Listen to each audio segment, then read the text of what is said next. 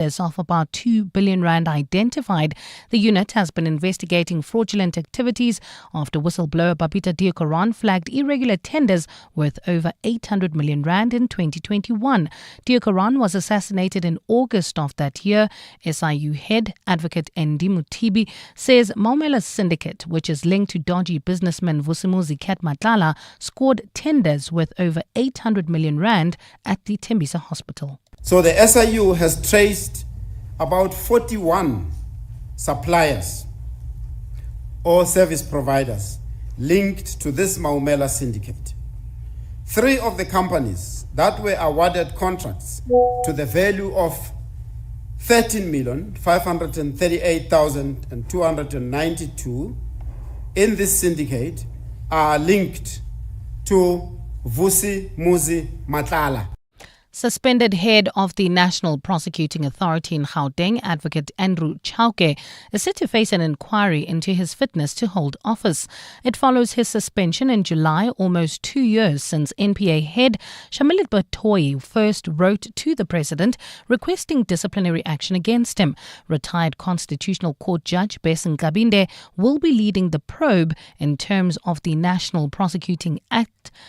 Chauke has held that job since 2011, over which time he has faced several allegations of quashing prosecutions against the politically connected. Lindsay Dentlinger has more. Advocate Andrew Chauke's suspension 2 months ago was welcomed by several public interest groups and some political parties, following years of perceptions that his actions have been questionable. This includes withdrawing a murder case against former police crime intelligence head Richard Ndluli and pursuing racketeering charges against a former KwaZulu-Natal Hawks head, Johan Boysen, and a Cater Manor police unit, despite lack of evidence. Presidency spokesperson Vincent Magwenya says Judge Nkabinde will be assisted by Advocate Elizabeth Baloyi Mayer and attorney Tenjiwe Vilakazi in probing the claims. The inquiry will look into certain serious allegations regarding Advocate Chauke's fitness and propriety to hold office as a Director of Public Prosecutions and as a member of the National Prosecuting Authority. The last time an inquiry was held in terms of this provision of the Act,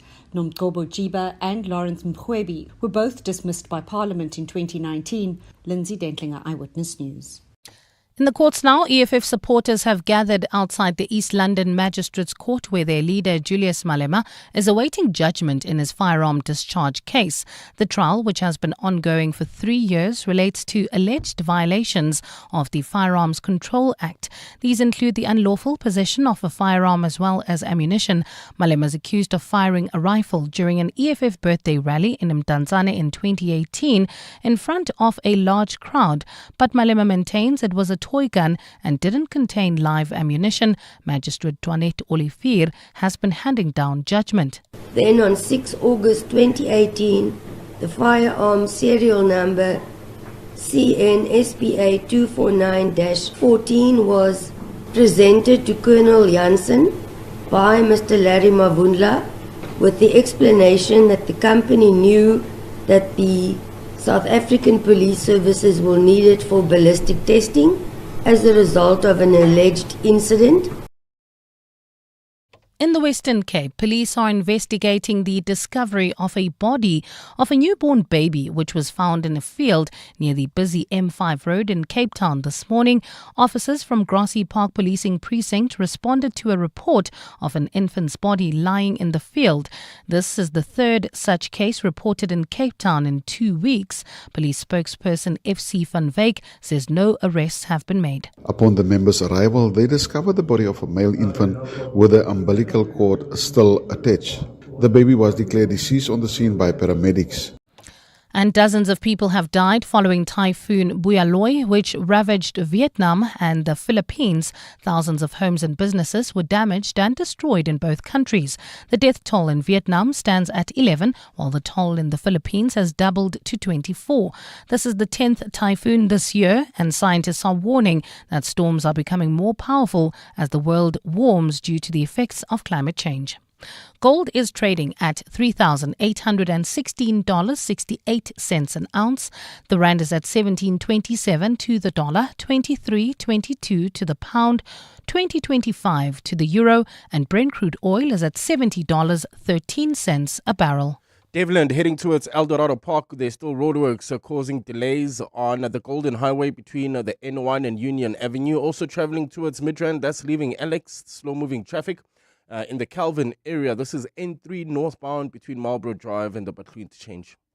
A cloudy day in store for Gauteng today with widespread showers and thundershowers. Temperatures have peaked at highs of between 21 and 22 degrees. The top story in EWN, the Special Investigating Unit, has traced about 41 suppliers linked to the Maumela syndicate accused of siphoning money through dodgy tenders at the Tembisa Hospital. EWN, in touch, in tune and independent. For the latest, visit ewn.co.za or download the EWN app. You're with Relebogile Mabotja Live, streaming countrywide on the Prime Media Plus app. DSTV channel 856, 92.7 and 106 FM.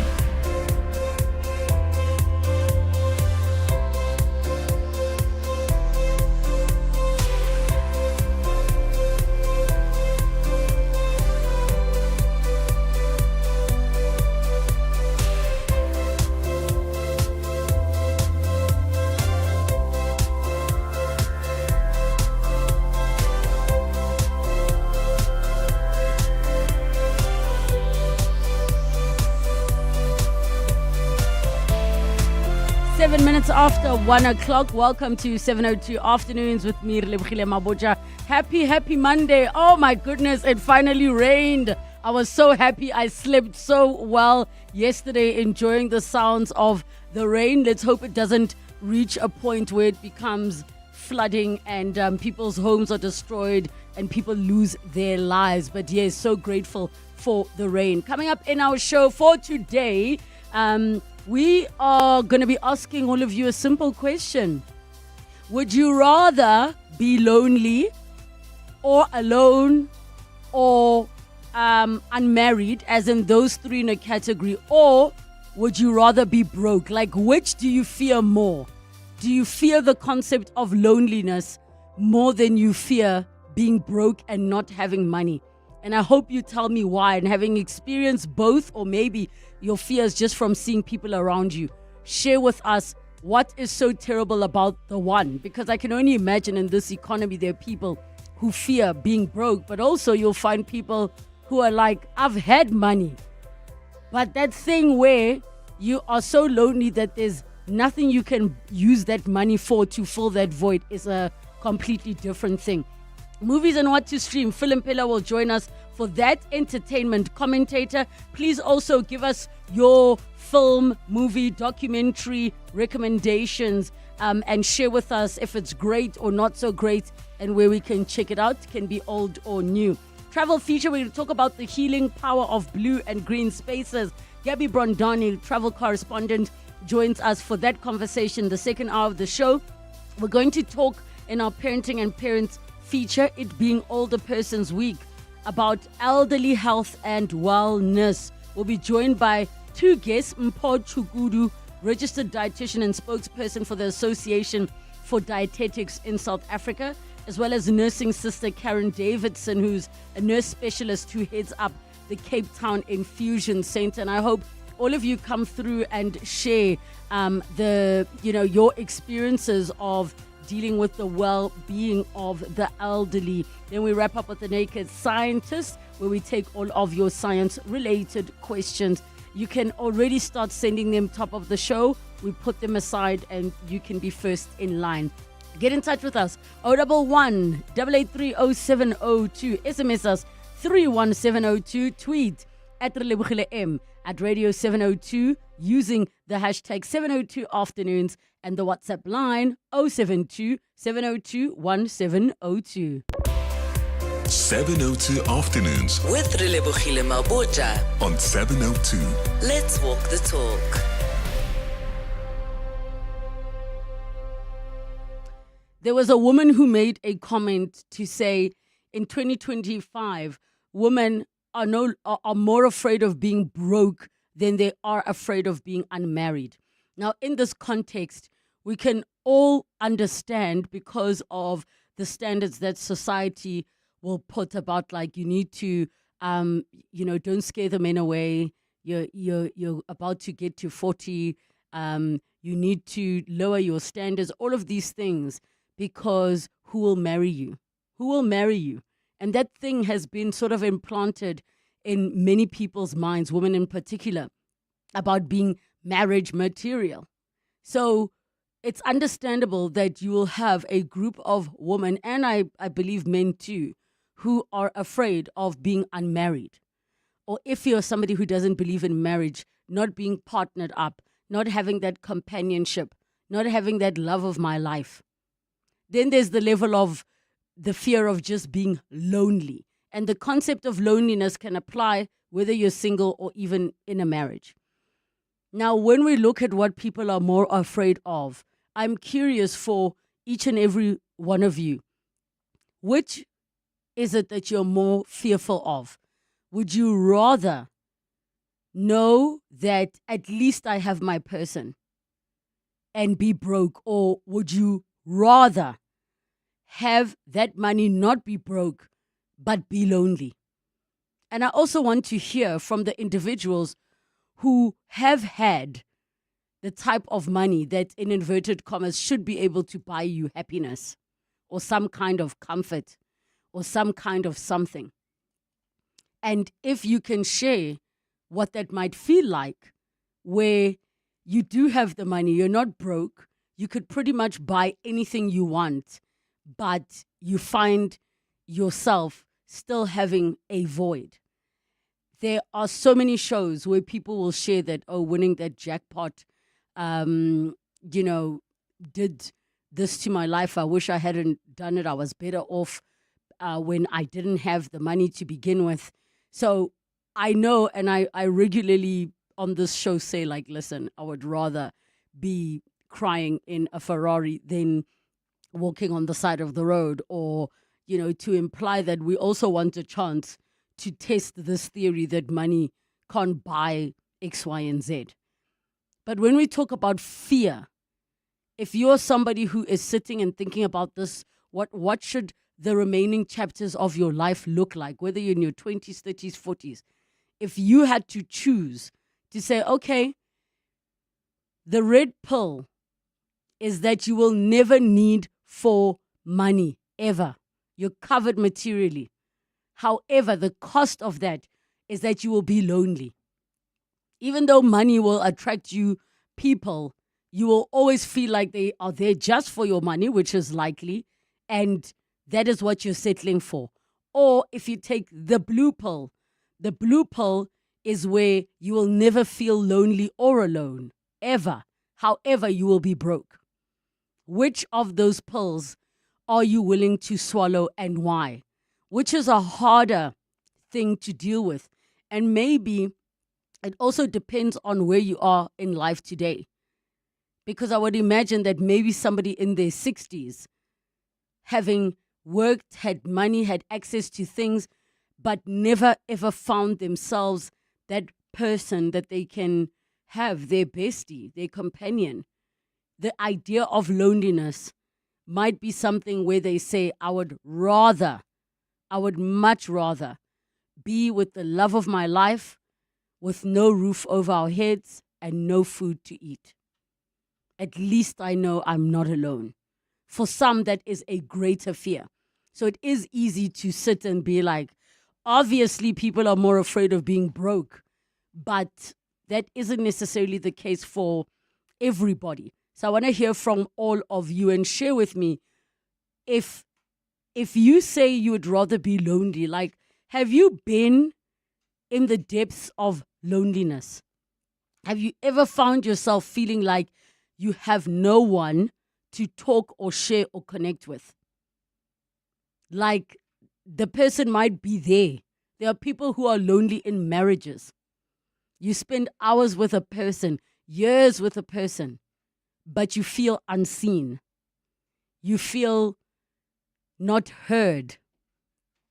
As I'm saying this, I'm realizing, in as much as I was like, I'm afraid of being broke, there's a big part of me who I feel like being unseen and unheard would destroy me completely. Not like, being broke obviously comes with its many, many sets of challenges. But that idea, can you just imagine? It sounds so painful. 011 883 0702 in the WhatsApp line, 072 702 1702. Would you rather be broke, or would you rather be lonely or alone or unmarried? 702 Afternoons. With Relebogile Mabotja.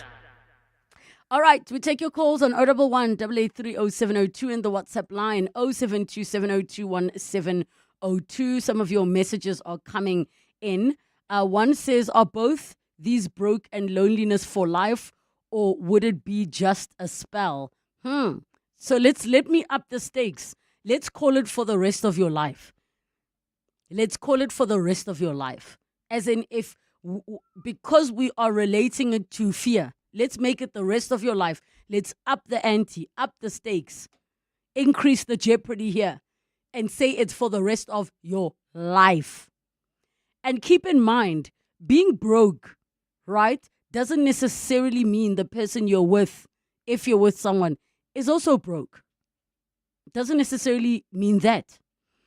Your WhatsApp messages that are coming through. Afternoon, Relebogile. Ingrid from Eldorado Park. I'm currently on my own or alone. However, being broke is a schlep.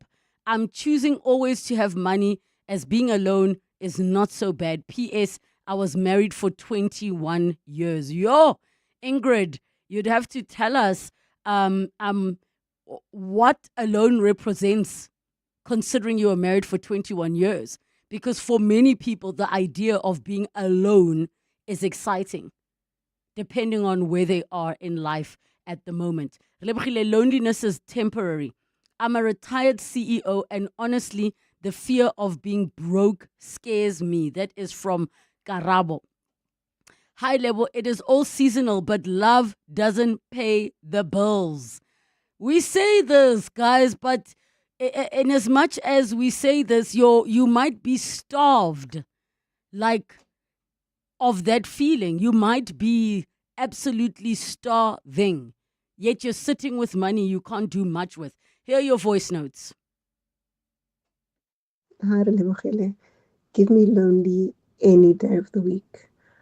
And to be fair, I think it's probably because I prefer being alone anyway.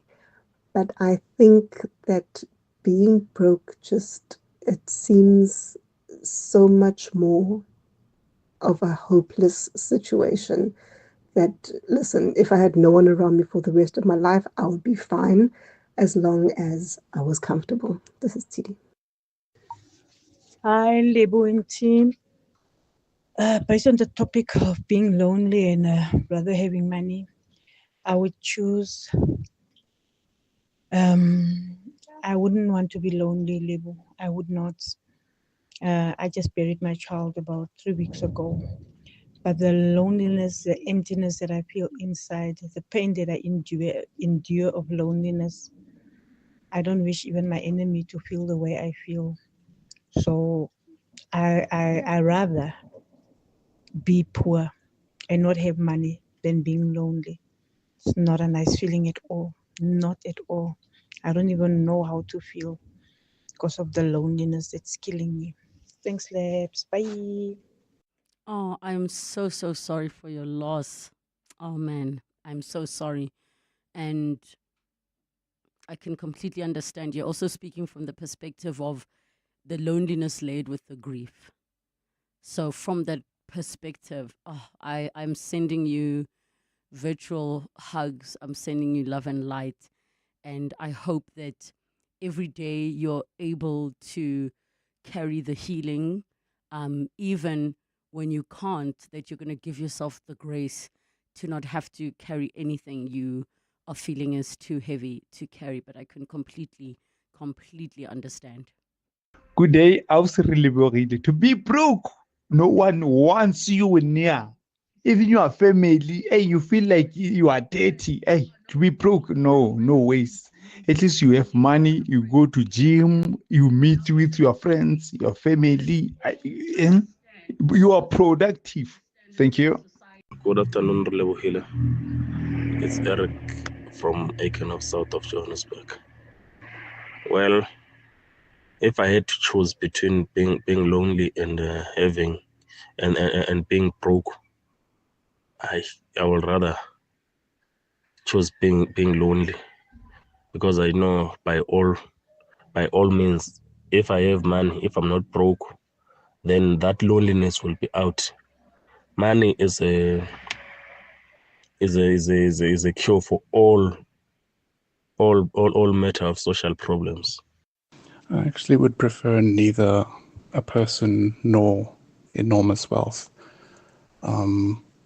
Putting one's happiness on a person opens one up to all kinds of potentially negative things, and putting one's happiness in wealth basically only says that I'm happy once I get, and I cannot be happy unless.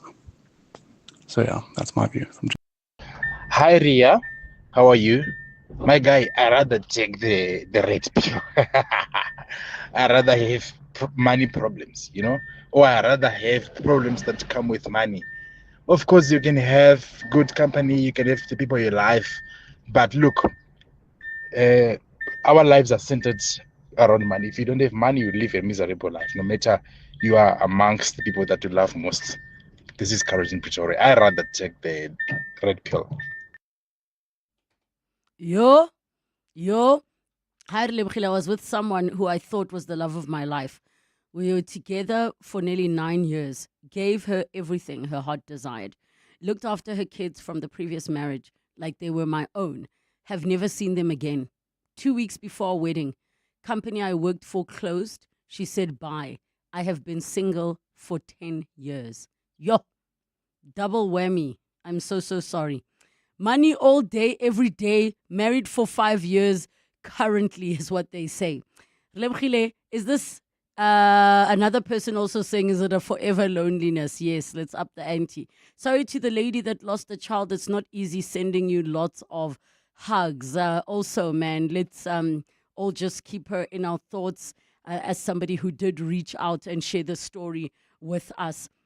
Another person says having money but being unhappy and lonely is generally harder to experience than having no money but being happy and healthy.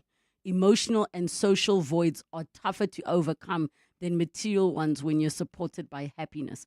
I can survive being broke, but I cannot survive on being lonely. That's from Kaylee Khadebe from Ennerdale. And I just had a thought with what you are saying there.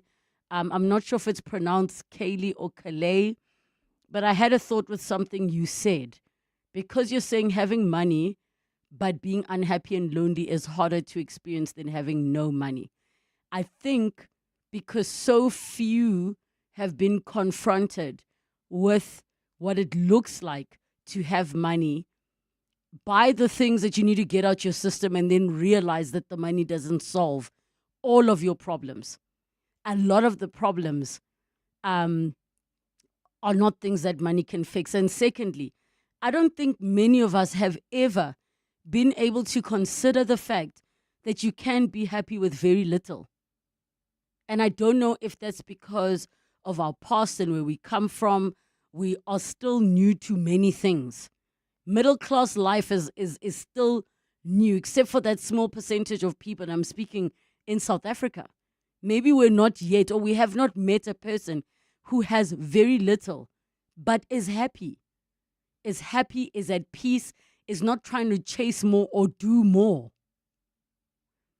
A WhatsApp message says there is no nobility in poverty. Afternoon, Relebogile and team. I'd rather be lonely than broke. At least I can take myself on a cruise and meet people to chat with. I can take myself out. Being poor takes away dignity. You don't even comment at family meetings. You're made to wash the dishes. You are the one who is always in aprons. So let me ask you this question, the person who sent this message saying, at least I can take myself on a cruise.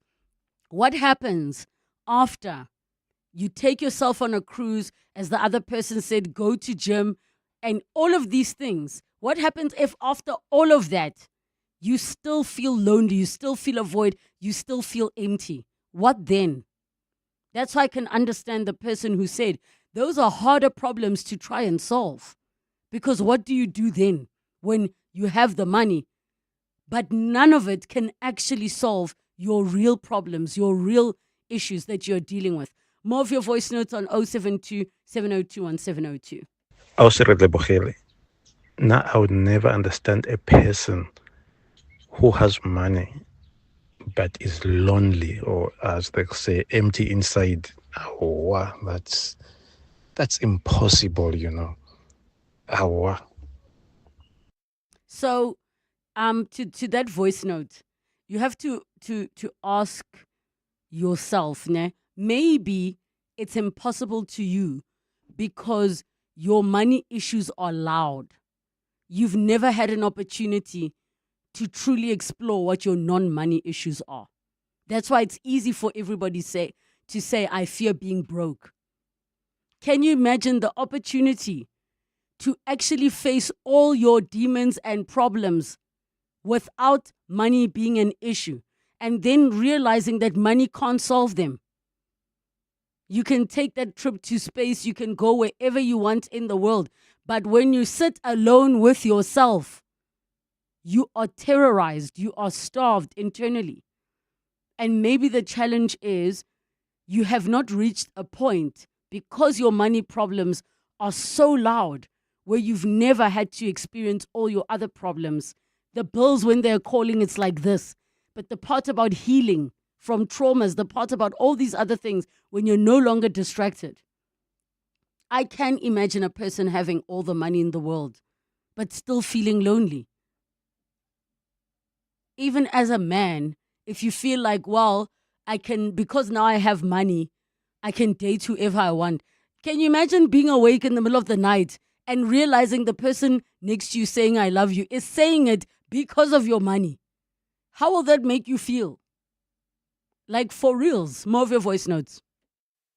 Hi, Relebogile. I'm not afraid of being alone. I'm afraid of being broke because women don't like men that are broke.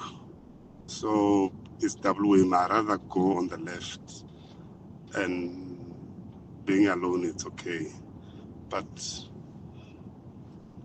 if you don't have money, unfortunately, it's you're still going to be alone. Yo, you know, this lady just made me realize that not everything is about money. Eh? You have people from the club, but we're going to our families. Like you see how people are in so much pain come Christmas times. You can have all the money, but that void, that money can never fill. Hello, Relay. This is Sadi from Pretoria. I'm alone and have been alone for some time now, but I don't feel lonely, which I choose rather than being broke. You know, being alone, not having to consult with anybody or agree.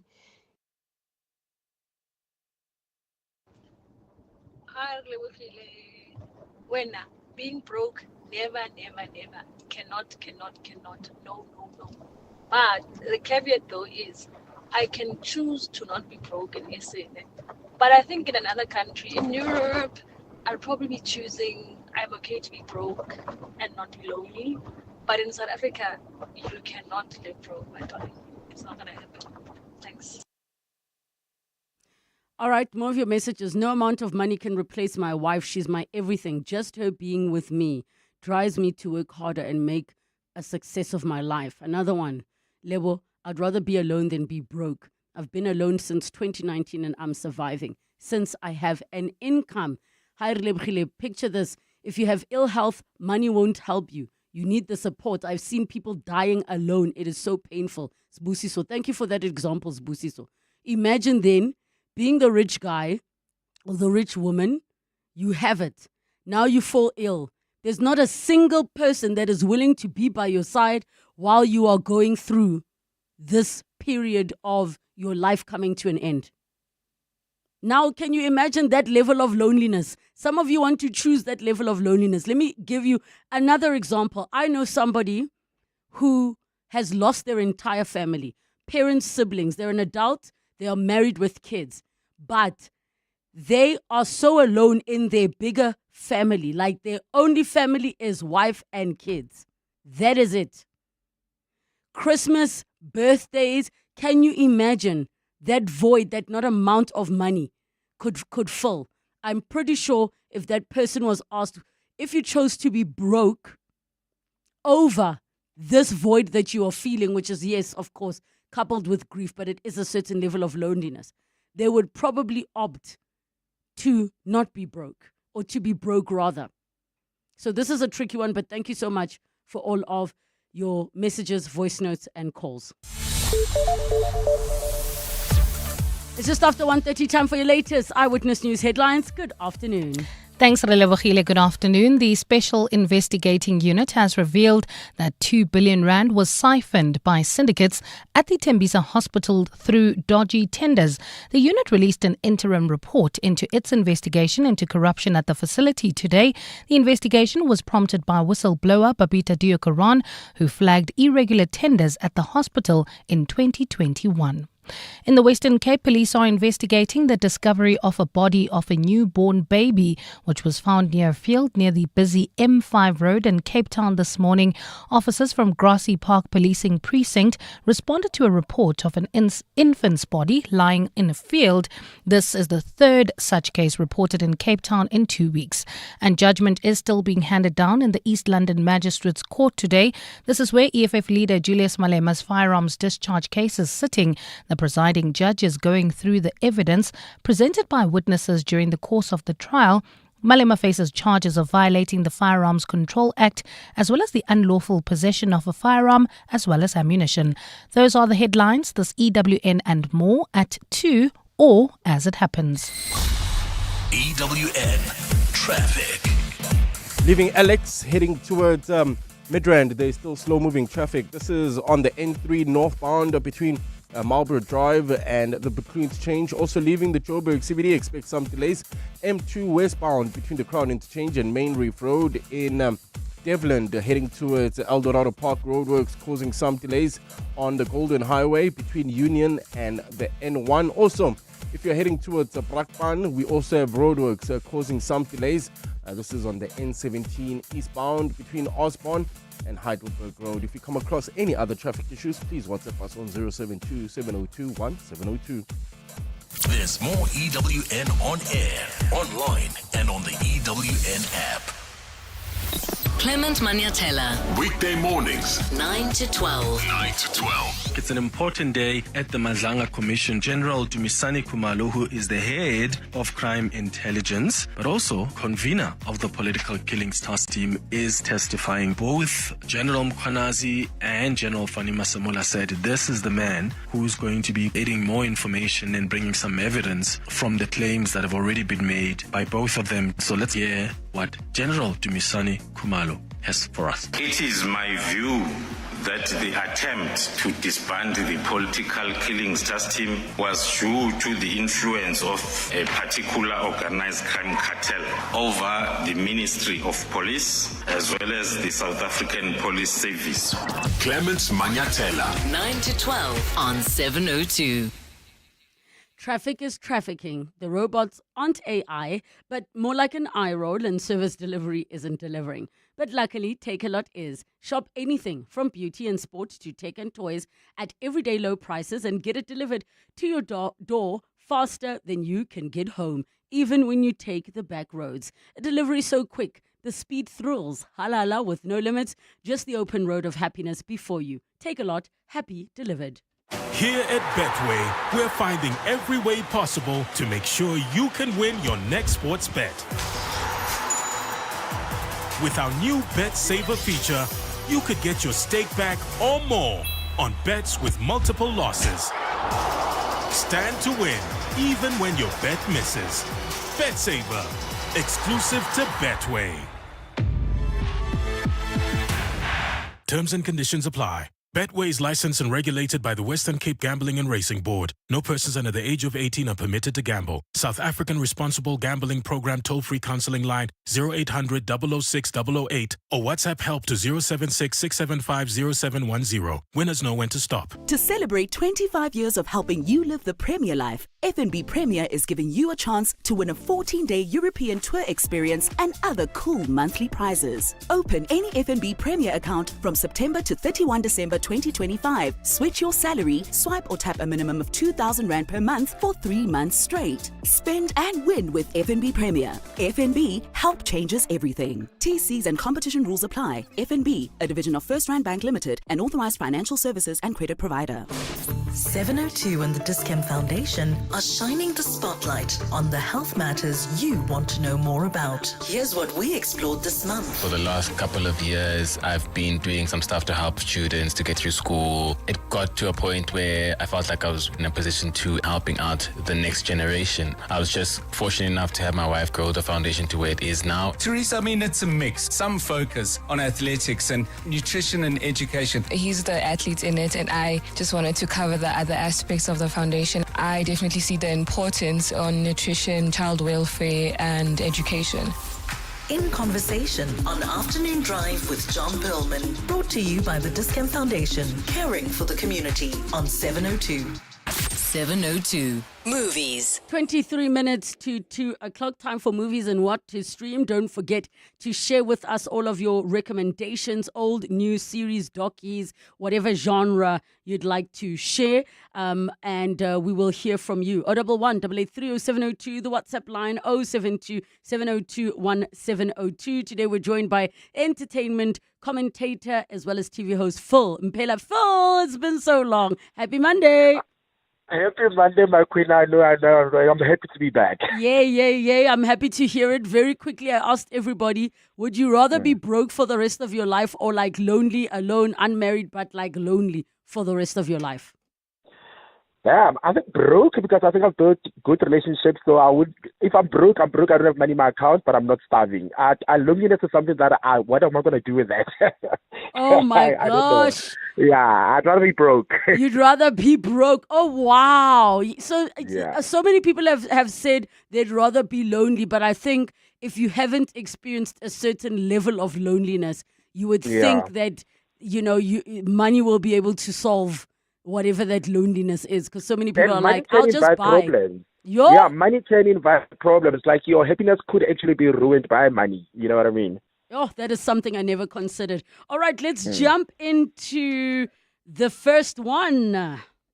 Well, I decided we're going to go local. Let's just give some shout out to our local stuff. So my choices for today are actually local films that you can stream right now. Starting off with Cop and a Half on Prime Video. So this is a film that is directed by a guy called Mkungwani, and it's produced by Chiki Studios, which is a subsidiary of Chiki Media. So if you are familiar with the industry, or if you are just a fan of the industry, you might be familiar with the work that this production company has done. They've done Real Talk with Anele, and recently they were doing the morning show which just ended on ETV, right? So they've decided now they've gone into movies, and this movie is their first project under their studio called Chiki Studio. So the premise of the film is it's a buddy cop comedy kind of film, So is this a mismatched duo, which is a smooth-talking informant who's paired with this cop, and they tackle the underground, drug trafficking gang. It stars Trevor Gumbi, Jonathan Boyton Lee, Jack Devnarain, and Mpati Moshesh. So I watched the film, and for me, I think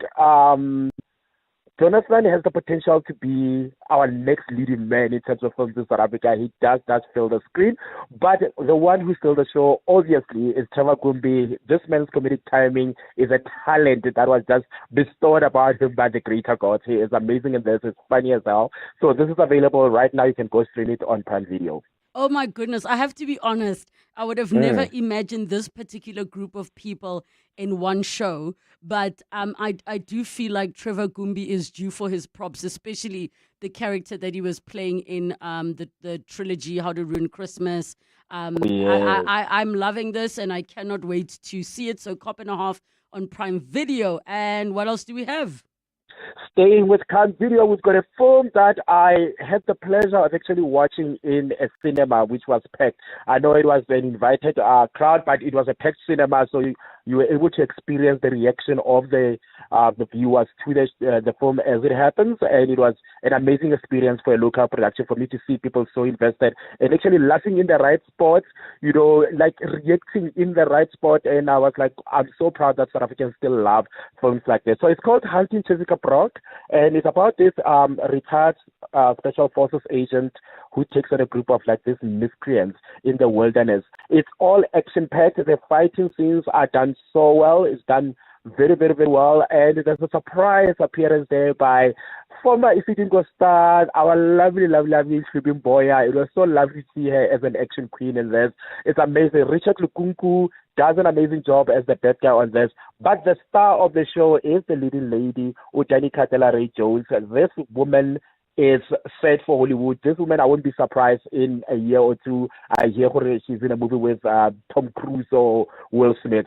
She is amazing. She's one of those actors that just immerse themselves in a role that you get lost in just watching them perform and you forget how these people are acting. I think she's got a great future ahead of her. I can't wait to see what more she's going to be doing. Her name is Danica Ray Jones. Look her up. I think she was in Generations at some point, but whenever you see her name, go see what she's doing. She's amazing. The film is called Hunting Jessica Brock, and it's on Prime Video. I have to ask a question, Phil. Do you think, because as you were saying, like how amazing she is, do you think that there are enough roles that get an actor to show themselves off in our country? Because sometimes I think that it seems like we've only got like these few exceptional actors, but they've never had the right part that has given them an opportunity to. It's like you think of a Jim Carrey, we knew him as this comedic character, and then he played a serious role. We're like, what? Yeah. You know what? If you ask me this very same question, let's say maybe 4 or 5 years ago, I would have been reticent to say yes. But now that the borders have fallen, now that a South African actor cannot just dream of being great in South Africa, but has an opportunity to actually be doing something outside of South Africa, and the fact that because of the streamers, our shows and films are now being seen globally by different producers and different directors in different countries. So somebody like Danica could easily tomorrow get a phone call from the UK or from anywhere in Europe or in the US to say, come and be part of our project. So in that regard, I do believe there is a space for our great actors to actually be able to flex their muscles and do different things, right? Unfortunately, though, I would say that for actors who are a bit older, that might be a bit of a challenge because these kind of opportunities tend to come to actors who are still younger. But I do agree, we do need to have projects in South Africa that cater to a different variety of genres so that our actors can explore different, facets of their craft. But that comes with another conversation about money, financing, and all of that. Because I always complain I'm done with telenovelas, but I also have to pull myself back and understand that there's a reason why we have telenovelas, because they are cheaper to produce and they are able to provide employment for these sectors long term. But that's my answer. And of course, certain genres become naturally more expensive. So you'll find brilliant actors who will never get an opportunity to do action or to, do stunts and things like that, because certain genres are just by nature a lot more expensive. But yes, I hear you on that one. Without the borders, let's hope now the teams behind the talent are doing the right things by connecting them with those particular opportunities. We've got one from Showmax. Yeah, from Showmax, we've got a film that's called Lucky Fish. So now, this film, recently I've been very big on family. Oh, Phil, I lost you. Just pick that up. Phil? Okay, let's see what we can do to get Phil back. Lucas, Lucas. I lost you for a good minute, Phil. I lost you for a good minute. Okay, you got to start at the beginning of the Showmax show. Okay, so Lucky Fish. So I was just saying that Lucky Fish is one of these films that I'm very happy to see on screen because I've got friends who've got kids, and a lot of the time my friends will be saying that, I want to watch local content, but these days you cannot watch local content without, gratuitous sex, violence, and all of that. So I've been very intentional and very big on family-friendly content coming back to television. So Lucky Fish fits into that mold of a film that you can watch with your family, you can watch with your grandmother, your sister, your kids, and all of that. So Lucky Fish is directed by Joshua Roach, and it's about this struggling CEO of a sardine can factory. And because the company is struggling, he decides to launch a beauty contest, Obviously, he's doing it for his own selfish needs, but in the end, he realizes that this contest actually provides more to him personally, his personal growth as a person, and the community as large. It's a beautiful, family-friendly, good story with good lessons, with some humor here and there. But I love it. I want everybody to go see it because we need to have Showmax green-lighting films like this that can be watched by everybody. It's called A Lucky Fish, and it stars Maren Reddy, Jalushini Naidu, and Jack Devnaren. It's on Showmax, available right now. Okay, and then I wanted to know your thoughts. Are you feeling positive? Are you feeling nervous about the MultiChoice Canal Plus deal have now finally gone through? I'm optimistic. I'm optimistic in that, whenever an international company partners with a local company, obviously the biggest thing for me is investment. I'm thinking, the money is coming, right? But I'm also cautious as well because when BET came to South Africa, I was so excited. I was like, finally we're going to have American money to be able to make black content. Mm-hmm. But it didn't pan out that way. You get what I'm saying? Where I had assumed that BET under Paramount at the time, was it Comcast, we're going to be putting in a lot of money into producing local African content, but it seems like they were just bringing American content in and an occasional local content there. So I'm optimistic in that. I'm hoping that the investment will be used to expand our industry and put investment in local content. But the proof is in the pudding. So I think I'm going to have to wait this time to see. But I'm optimistic. Okay, there's a message that says Lucky Fish is on Amazon Prime too. As well. Thank you so much for letting us know. And then Karen says, I'm watching Running Point. I'm enjoying it. It's a nice show. Lekker to be indoors today. Which one is Running Point? I'm going to have to check that out. I haven't seen it. Yeah, I'm going to have to go check that out as well. I haven't seen it yet. Okay. We'll have to check that one out. Anything else for today? Well, before I go, there's a show that has got South Africa talking. It's one of the most talked about shows of 2025, and it's called Married at First Sight. And I don't know what to say about it. It would have to have its own day, 3 hours a day of I'm taking. So obviously it's a reality show. The name says it all. It's people getting married for the first time. If you haven't seen it, they meet at the altar, they get married. But this season has been crazy and has got everybody talking about it. Well, they're going to have a 2-hour special that's going to be airing on Mzansi Magic and Showmax simulcast on Sunday, the 5th of October at 5 p.m. So you're going to have 2 hours of catching up with all the couples to find out what happened after they left the show. And a little bit tells me that somebody that I know, this lady that I know, is going to be actually hosting the reunion. I don't know who that is. I think her name is Relebogile Mabotja or something like that. Yeah. Listen, let me tell you, it's so funny how when the country was talking, I wasn't there. Like, I was not involved. So when it was like, you're doing this thing, I was like, let me get knee deep. I was like, I'm drowning. There's so much here. So yes. Well, we can't wait to see you on Friday. And go in, my friend. Go in. Look, the only thing I'm going to tell you is that there's never enough airtime for everything, and doing radio every day, there's never enough time. But I can tell you, have your popcorn, your wine, your chamomile tea, your box of tissues. So you're saying 5 p.m. this Sunday? Yeah, 5 p.m. on the 5th of October. It's going to be on a Sunday. It means Monday we're together. You can't not be here then. We need to debrief. We will go. Where do we find you on the socials? I'm on TikTok with @Mpela_Mpela, but mainly I'm on Twitter. You can go search for me. It's @Mpela. I'm there every day giving you the lowdown on South African entertainment news. There we go. Mpela on 702 Afternoons. Bongani Bingwa, 702 Breakfast. Weekday mornings, 6 to 9. can I ask you to share some of your experience? I had to advise the minister that I am not in a position to do that. I advised that this is an unlawful instruction. And indeed, the minister wrote back to me stated that I'm going to report you to my boss, which is the minister's political principal. If you don't do this, I'll tell the president. Yes, I had a letter. It was in writing that said, I will escalate the matter to the president. I will report to the president that you are defying me. Yoliswa Makasi. Bongani Bingwa, 6 to 9. On 702. Did you know that all residential complexes are legally required to register with the Community Scheme Ombud Service, or CSOS? Registration is easy and it's free.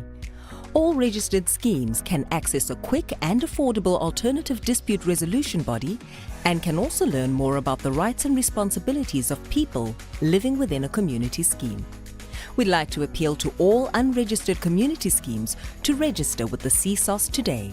Visit csos.org.za to find out more. Soccer and speed meet this season with Hollywood Bets and Aziz Shege. Be in the game.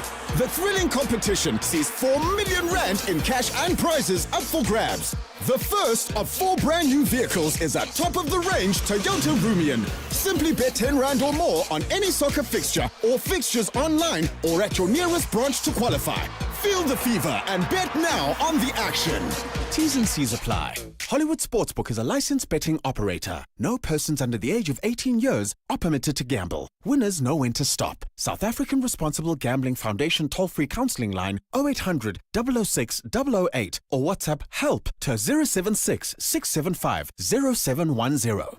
Spar brings you super savings. Get 1 kg stock country spread 40% medium fat spread tub for 45.99. Save 12 rand with Spar rewards or 2-liter Coca-Cola regular only. Buy 2 for 42 rand. Save 14 rand with Spar rewards. Plus, you could win your share of 6 million rand in instant cash. Competition ends 7 October. Prices valid 23 September to 7 October 2025 while stocks last. T's and C's apply. 702 and corporates that care with Tracker are talking about Tracker's partnership with Matthew, an initiative helping South Africa's future leaders succeed in maths and science. We have been part of this incredible country for the last 29 years. South Africa has helped us grow into the organisation that we are and has helped us be part of the economy of this country. So fundamentally, we now have to give back. We have to make sure that not just for the last 29 years, but for the future 29 years, we're participating in that conversation. Secondly, Bongani, Tracker is growing exponentially at the moment. We're employing at all levels within the organisation, from top to bottom in essence. So what we're actually looking for as part of that growth fundamental is to make sure that we have the right people coming into the organisation. We can either be part of the solution or we can be part of the problem or do nothing. Tracker, protecting futures by investing in STEM education. Visit matthew.co.za to learn more. 702, let's walk the talk. 702. Travel. 7 minutes to 2 o'clock. This travel feature is brought to you by Flight Centre, your centre for travel. And today we're joined by travel correspondent Gabby Brondani to chat to us as we discuss on today's travel feature all things the healing power of blue and green spaces. Gabby, happy Monday. How are you doing? Hello, I'm great, thanks, and you? I am doing well, Gabby, and I've always known what green spaces are, but what are blue spaces? You have to break them both down for us. All right, let's break it down. So blue spaces are essentially the oceans, the rivers, the lakes that stretch across the maps of course, the place we call Earth. And they basically restore us with their rhythm and their vastness. Like if you've been around the sea or any kind of body of water, you'll know that there is some sort of a calming, soothing effect to these blue spaces. If we switch over to the green spaces, these are your forests, your mountains, your rolling fields, and these green spaces basically ground us in their quiet endurance. So to celebrate ushering in October, later this week, which is of course Mental Health Awareness Month, we thought it would be quite a cool idea to touch on the healing power of blue and green spaces, as you've mentioned. Okay, and I think that is the beauty of what we're going to be chatting about now. So, what should we be looking out for and choosing when it comes to this topic? So, maybe starting at the beginning of what exactly are these blue zones in particular and why do they matter? So there are certain regions around the world, pretty well-known ones are your Okinawa in Japan, Sardinia in Italy, spaces in Greece. You've also got Nicoya in Costa Rica and a few other places around the world where people are tending to live longer, healthier lives. And their secret, it's not fancy gyms, it's literally everyday habits that we could even do in our everyday lives. Walking, gardening, eating, mostly plants, strong social connections and a sense of community and low stress levels. So that's basically the concept of your blue zones around the world. And in terms of what we could learn from these blue zones is travel is essentially becoming a health teacher. If you do have the privilege to visit any of these blue zones where a lot of the people are reaching 100 years and older, it really shows us how lifestyle and environment directly affect your health. South Africans, from our perspective, we can learn to see travel not just as sightseeing, but as a way to pick up heart-healthy habits like slowing down. We have briefly touched on the concept of slow travel in a previous chat. Also about moving more and being closer to nature and eating closer to nature from a health perspective. Okay, and I mean, for me, I think we can all connect the dots as to why that is the case. I mean, more trees means more oxygen, means you are inhaling, your body is in a better place, your mind is in a better place. Can you maybe chat to us, Gabby, about the ones we wouldn't expect as benefits for this kind of travel? Yes, absolutely.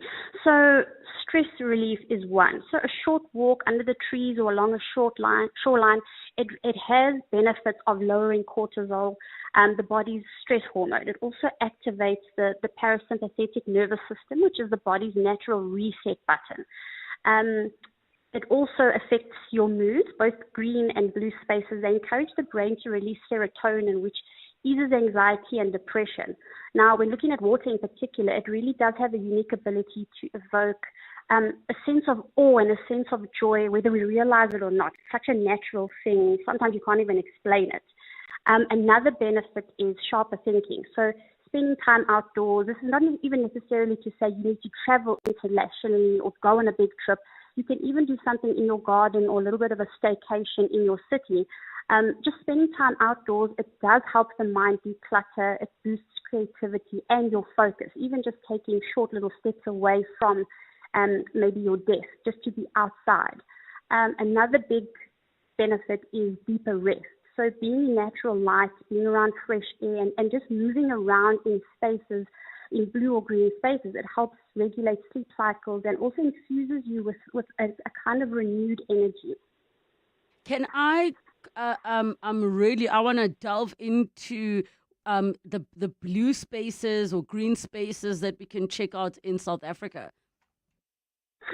So from a South Africa perspective, we are actually really spoiled for choice. So from a green perspective, any of your outdoor spaces, the Drakensberg, an obvious one, an incredible one.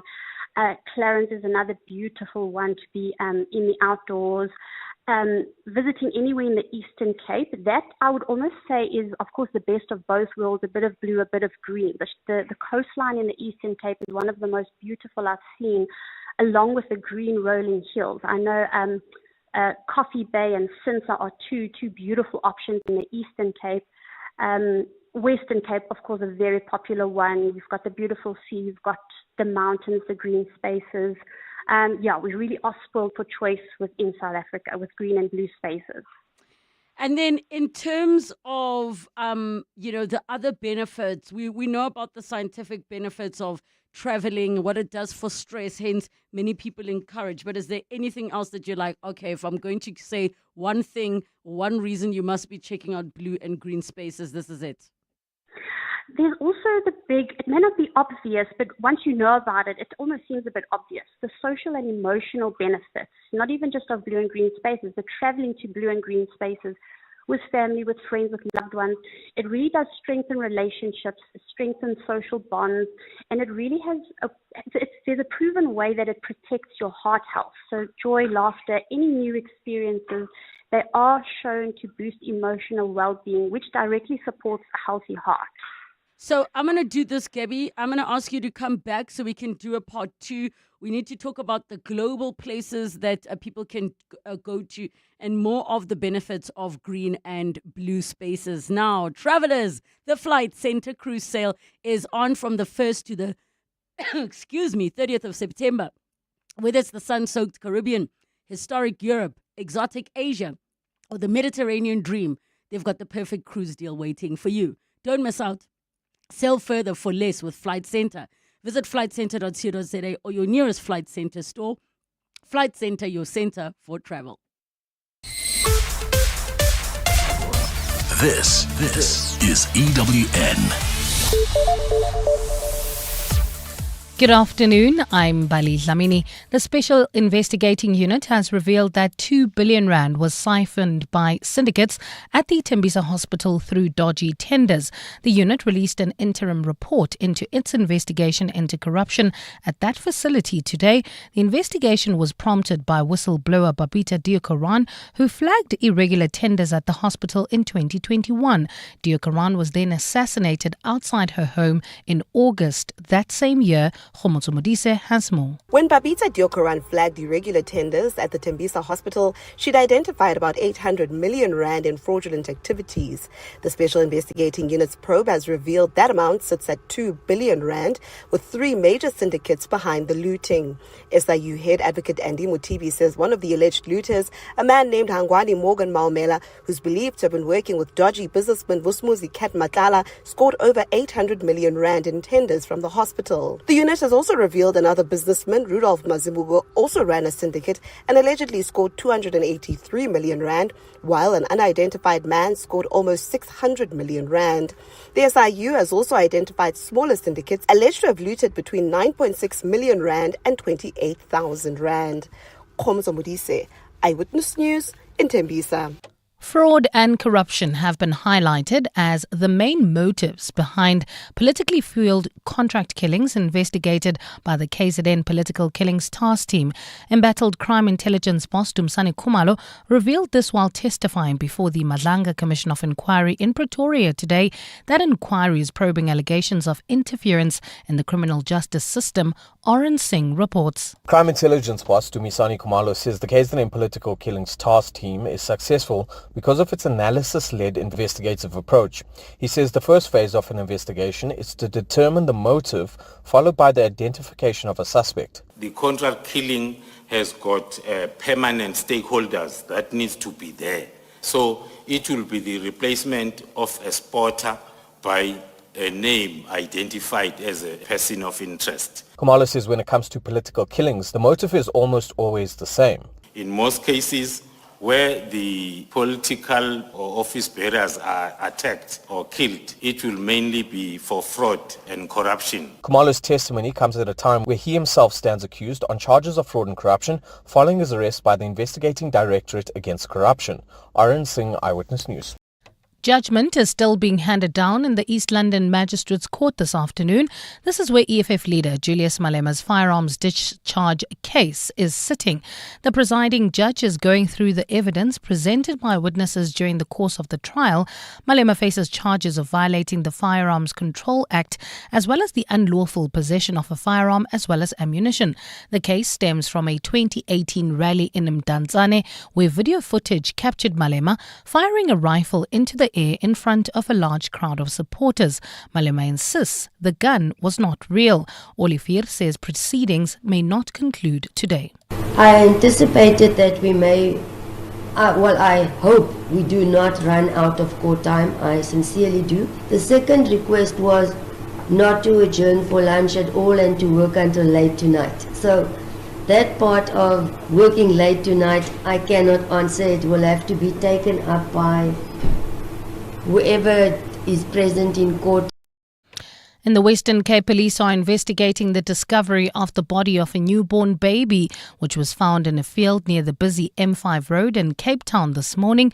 Officers from Grassy Park Policing Precinct responded to a report of an infant's body lying in a field.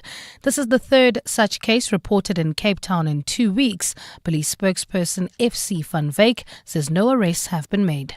Upon the members' arrival, they discovered the body of a male infant with the umbilical cord still attached. The baby was declared deceased on the scene by paramedics. And a Chinese court has sentenced 16 members of a family-run criminal gang to death. The group established deadly scam centers on the border with China, amongst other crimes. Scam compounds have flourished, staffed by foreigners.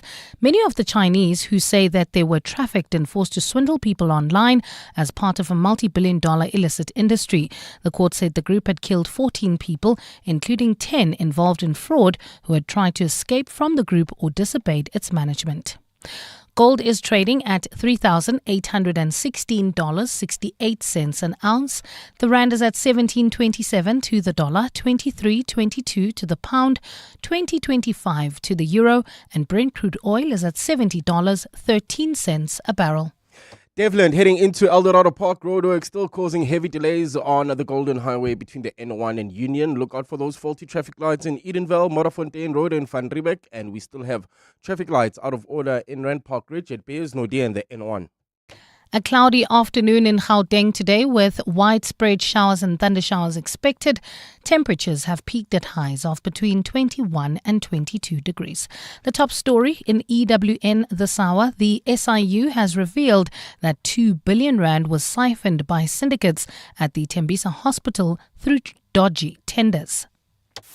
EWN, in touch, in tune and independent.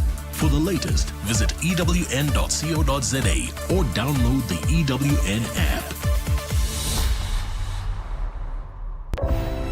You're with Relebogile Mabotja Live, streaming countrywide on the Prime Media Plus app. DSTV channel 856, 92.7 and 106 FM.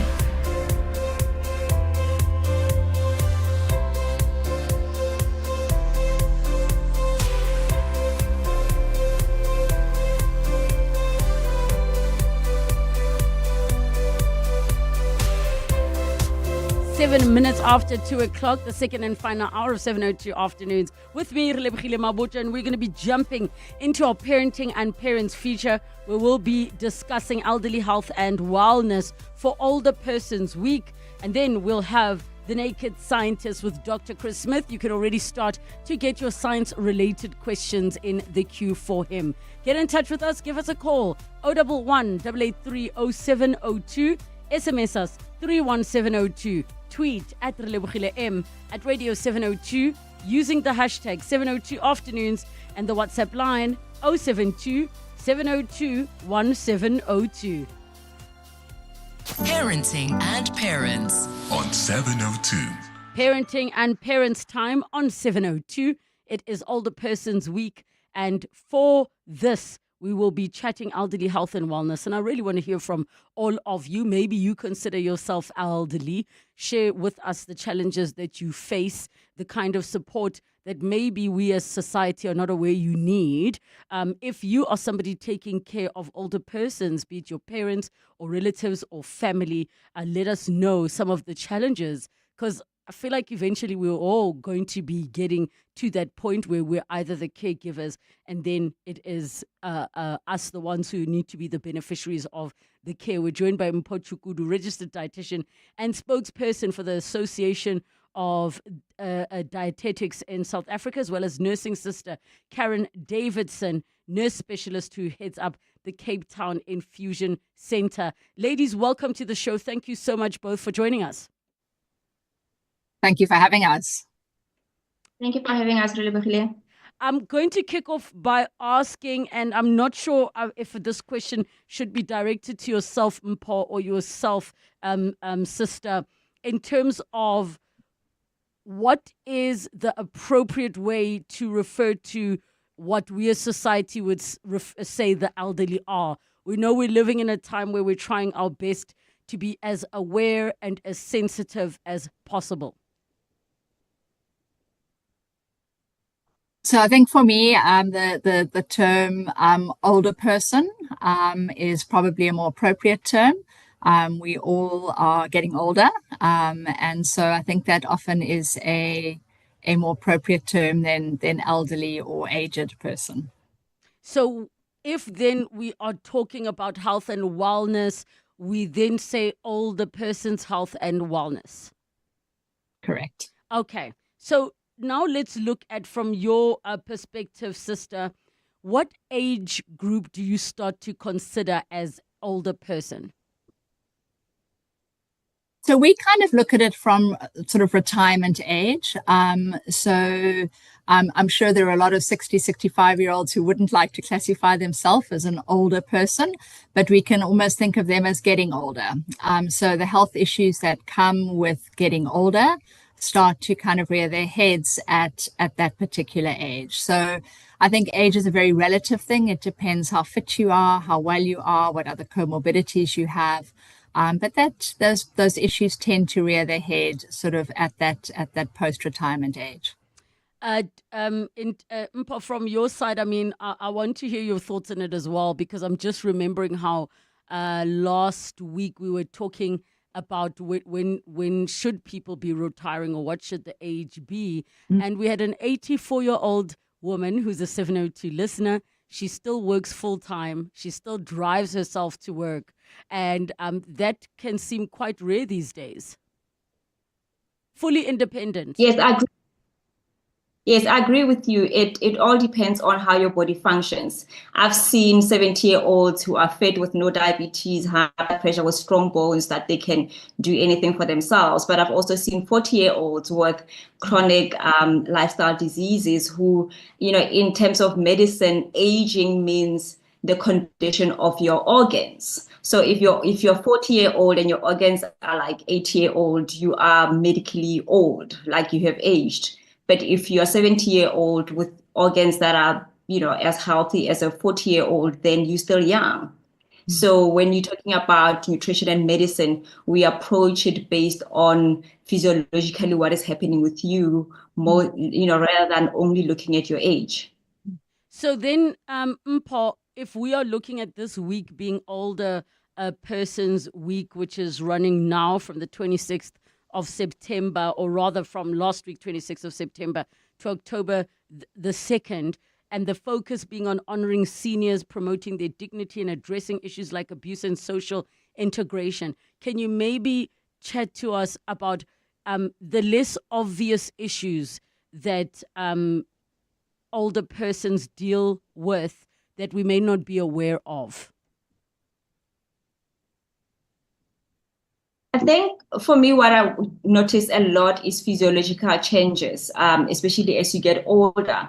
You see a lot of, because you're getting, especially with women, as you enter menopause, that your bones become weaker. But at the same time, you also have a lot of muscle mass that people are losing. They're not as active as before. And this is important because then they become weak, and they also tend to become frail. Like you do hand grip tests and you see that they're not able to cope. That means then they're not going to be able to take care of themselves in a very long time. You also see an issue with missing teeth, and which is difficult for them to chew. So their food needs to be adjusted. And you get a lot of older people who live with their families, who are younger, who are not willing to make adjustments, that we are eating steak and the steak, that's what you're going to have, instead of thinking about, yes, we're still eating meat, but can we make it minced meat, or can we shred the food for you, as you're not able to hold the food, but you're also not being able to chew.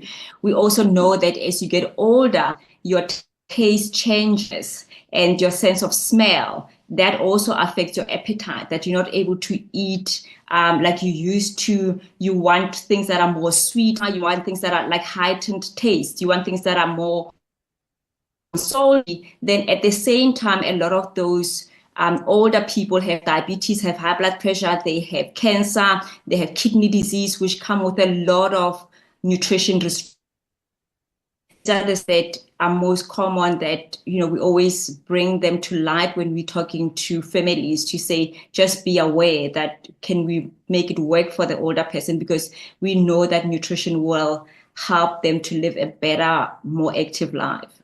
Sister, I'm wondering if you have experienced in your line of work the challenge of that transition phase, when the people around the individual can see that things are deteriorating, be it their eyesight, being their memory, their ability to drive, but that person themselves is in denial? And if that's the case, how you actually deal with it? That's a great question. And I think it's a really challenging one, because I think the older one gets, the more fiercely we hold on to independence. And so it becomes this challenge where there's a fight between the family's expectations and the individual's feeling that they're still able to cope. And sometimes it really helps, and what we do a lot is to get objective assessments done. So we work very closely with the group of older persons doctors or gerontologists who do very objective assessments in terms of these patients. And it sometimes is helpful to have someone outside of the family who can then say, looking at these objective tests, this is where we're seeing the areas of need, and then working with the family to try and address these, with the person and their family together, so that everyone is on the same page. I'm Mpo, and maybe you can come in here as well. I recall watching my grandmother slowly start to deteriorate. And either you would be a person around her who is extremely frustrated, or you would just say, almost like the kind of empathy you give a small child. That's how I would approach my grandmother in her later years, where she'd forget things, and others in the family might have gotten frustrated because something as simple as, but I told you this, and the person be like, you didn't tell me.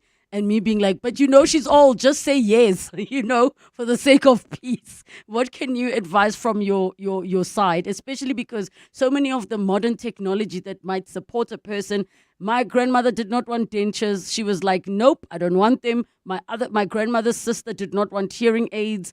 They were loud. She didn't want them. So there is that push and pull. And maybe there's also a cultural aspect as Mutu Omogolo that you're dealing with. Yes, I think it's also for us to realize that these people have been independent for a very long time. They've taken care of us. So it's quite difficult for them to then be the ones that are being taken care of, that they need help. They need help with their bank accounts. They need help with feeding, with bathing. And it takes a lot of patience and empathy for us to learn to just be nicer to them, and also just, take it one day at a time. But it's just not, if you've been independent and suddenly you have to just be taken care of it, it's something that is not easy. Definitely. And I think I'm not sure if maybe there is something that you learn in your various fields or yourself, sister, that can help those that are the caretakers or the individuals around this person to be better equipped to support them and be more patient, more empathetic. Obviously, we are assuming we're not dealing with a scenario of somebody dealing with like a serious case of Alzheimer's or dementia. But I look at the lifestyles that we're living now, and the idea that you're going to be living with extended family in the house is not quite like it used to be. Now the idea of taking an older person to a home because there is no one to take care of them, you're still working, it's quite heartbreaking in some respects.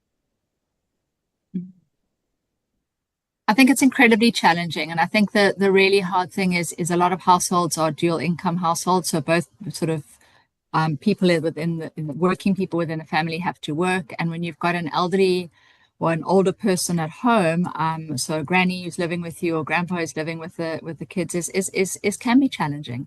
But I think it's really, and I think Mpho put it beautifully, it's about being empathetic, it's about being kind, and it's about realizing that they looked after you. And it's now their turn. And so I always call it like loving with heart and treating our older family members with compassion and above all with dignity. And the way we speak to them and the way we address things, if we do it with dignity and with compassion, I think we get a lot further. But it is challenging and it does take its toll. And I think it's a lot about putting an infrastructure into place as much as possible, where the load is shared so that it becomes more sustainable. In preempting, sister, that eventually, someone like myself, I'm 40 and my parents are in their 70s, they are going to get to that stage in their lives. But how does that conversation even begin? where you want while that individual is in their most, I don't want to say sober, it's not the correct word, but their most freshest of minds. And you can help me with the wording here. For them to share their wishes with you before anything starts to deteriorate. Mm. And I think that's really helpful is to put down a plan, is to sit together and say, okay, so let's look at the different scenarios. And I always call it a decision tree, where you sit and you kind of work through what are the different options, what do they each look like, what is the end result of each one, and what can we put into place to meet your needs as a person getting older as best we possibly can. And I think that's really, it's about having the conversation, and it's about starting. It doesn't have to be done in one conversation, but it's about starting the conversation when they're still in their 70s and well and coping, etc. As you mentioned with your parents. So start the conversation. What happens when things maybe don't work? What happens if you have a fall and you break a hip and you need, so what are the plans we're going to put into place now? And then actually to write those down. So that you've got a record of what was discussed, because it's often very helpful to go back and say, look, this is what we did discuss, and these are the plans we looked at putting into place, and this is what we agreed on as to how best we can support you. Mpho, before we touch on things like nutritional requirements and those types of things, I want to take a moment to discuss mental health. I don't think it requires you becoming an older person to even know that if you were, let's say, sick in hospital for a period of time, what that does to your mental health when you're not working or not feeling like you're contributing to society. Can you share with us, and I'll ask you as well, sister, to come in and really sensitize us to the realities of how lonely it starts to get, how sad it can become. I know at one stage, all my grandmother wanted was for her grandchildren to visit, and we have these busy, busy lives. But that was all she wanted, and maybe there is something we can do a little differently with our generation of parents as they get older. Yes, just to note that I'm not a mental health specialist. Yes, I know. From what I see is, I think as society, we tend to value people when they're still working, and we see it as contributing to society, but we tend to neglect people who are not working. Like you were saying with your previous, at the beginning of your show, when you were saying, would you rather be broke or be lonely? So yes, we don't value older people. We don't value the knowledge that they carry and the skills that they can teach us, especially now with social media. The younger children cannot relate to older people because they say you can't operate a phone. What do you know? But, with me, with my work, looking at food culture and other stuff that I've learned, spending time with older people has taught me a lot about our culture, sometimes more than what my degree has taught me. And they always look at me like, why are you interested in us? We have nothing to share with you. And I always say, please tell me more, please tell me more. But it makes them valuable because they thinking, we're not interested in how was your life as a young person. Tell me how you lived. Teach me this, because I always go to them and say, teach me this, teach me that. And say, why do you want to know all of these things? People say, don't ask us these things. They are boring. We forgot, but let me teach you. Just find something of value that you can learn from them. It's always, especially at this time, it feels like we are always dictating to them what to do, but we just don't look at them and say, what can you teach them? How can you help? Simple thing like folding the laundry or asking them to cut up the cabbage or do something so they're not seen as useless can actually help. Sister, from your experience, what have you seen, especially around mental health? Yeah, so again, absolutely. I'm also not a mental health specialist, but working with chronic disease and working with people who really, who struggle. And you look at often when older people are admitted to hospital, as you say, they just want someone to visit, someone to connect with. And people they lead busy lives. Hospital visiting hours are often outside of everyone's normal life. It's in the middle of the day, or it's when we're trying to do dinner. And so often, we ask family to send photographs, to the hospital that can be put up next to someone's bed. If they can do, if they have got an iPad, if they are able to use it, is to log in and talk to grandchildren like that. But the loneliness is real. And I think what you said very clearly, very, very kind of well, is that it's about the feeling of not being needed anymore. And so I think definitely small things are so important. If you can read the story to a grandchild in the evening, if you can help fold the washing a little bit sitting at the table, if you can be involved in dinner prep, all of that just builds the fact that you're still needed, you're still very much an integral part of a family, and you're not a burden, you are contributing. And I think that's absolutely critical to mental health. And then I think a really big thing that we always raise is always check the mechanics first. So, often we attribute things like depression and slower mental health to getting older, but often it can be a nutritional thing, or it can be something like an anemia. So always deal with the mechanics first, check the mechanics, make sure those are all correct, but also put an infrastructure into place where somebody's emotional well-being and mental health is supported. I want to take a caller before we continue. Nandi in the East Rand. Go ahead, Nandi. Hi, Nandi. Hi, can you hear me? Yes, I can hear you now. Go ahead. Okay, I hope you're well. So with us as a family, we had the first experience and encounter with an elderly person. My gran was 95 last year, and she just deteriorated in front of us ever so quickly. She was a person who used to love the garden every day, like a clockwork. She'd be up at 6 a.m. And from being that to not being able to physically move, having to now actually take care of her, bathe her, clothe her. She was immobile for I think a good 3 months. That caused, I think, a little bit of rift within the family in terms of this responsibility of having to take care of someone who's very fickle and fail at the same time. And we ended up having to take a decision to take her to a facility, and a care facility, where there was people that were trained to take care of her. It wasn't an easy decision. And also there was a bit of backlash, coming from an African community where you're not allowed to do that in a sense. It's an unspoken, unwritten rule that you don't take your elders to a care facility or an elderly facility, it's shunned upon. But I think we did that for her betterment in a sense, because we weren't doing any justice, I think. And I felt more based.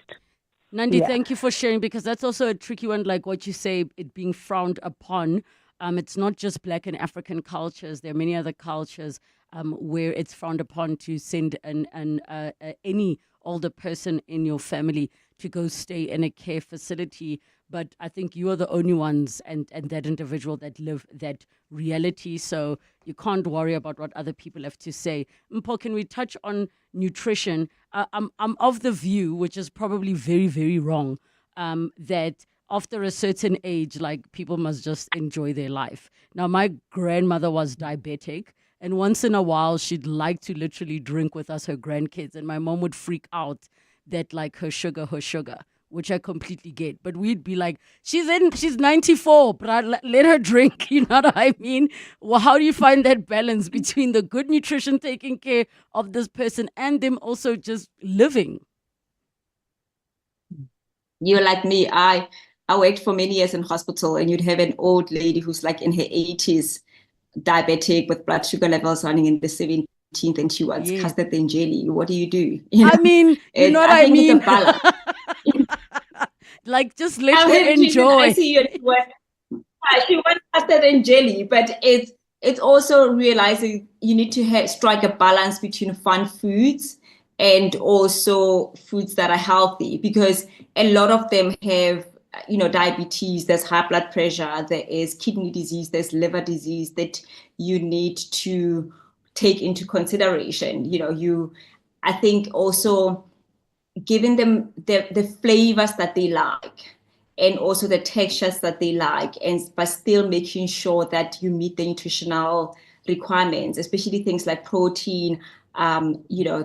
They need strong muscles, they need calcium and magnesium and vitamin D for their strong bones. Your digestive system also tends to absorb less as you get older. So things like your vitamin intake needs to be a little bit higher. You need to consider, the iron, and also giving them fiber, because also gastric motility, like the digestion is much more slower, but still then sneak in a little bit of sweet here and there, just depending on their medical condition. But they need to understand that it can't be fun all the time. I know they're tired of eating cabbage and beetroot, for a very long time. They just want things. And also think about, are they able to chew well? How's the sense of taste? Those are things that you consider. And also smaller meals. They get tired of eating. Yes, I was going to say smaller meals. Yeah. No, I was going to say, just exactly what you're touching on is all of those changes. We know even their sleep patterns and schedules start to change. They start to eat at a different time. So it's almost reworking the whole schedule. Karen, final thoughts before we wrap it up, sister? Yeah, I think it's about nutrition and making food as nutrient dense as possible with your smaller meals, so that they're getting the maximum out of what they are eating. I think it's about checking things like iron levels, in combination with whatever medications they're on. And really, the treats are what make life worth living. And so it definitely is something that needs to come into keeping life happy. But I think it's about balance, and it's about compassion, and it's about, just remembering who they were. And I think that's often the great things about chatting about is, what did you do with your life? What are the life lessons I can learn? Because there's a wealth of wisdom that comes with our older population. Ladies, thank you so much for chatting to us about this on our Parenting and Parents feature. And the 1st of October is International Day of Older Persons. So let's take a moment to look at those around us, see how we can assist with improving their quality of life beyond just what can government do, you within your families, your own communities as well, for the well-being of the older persons in our societies.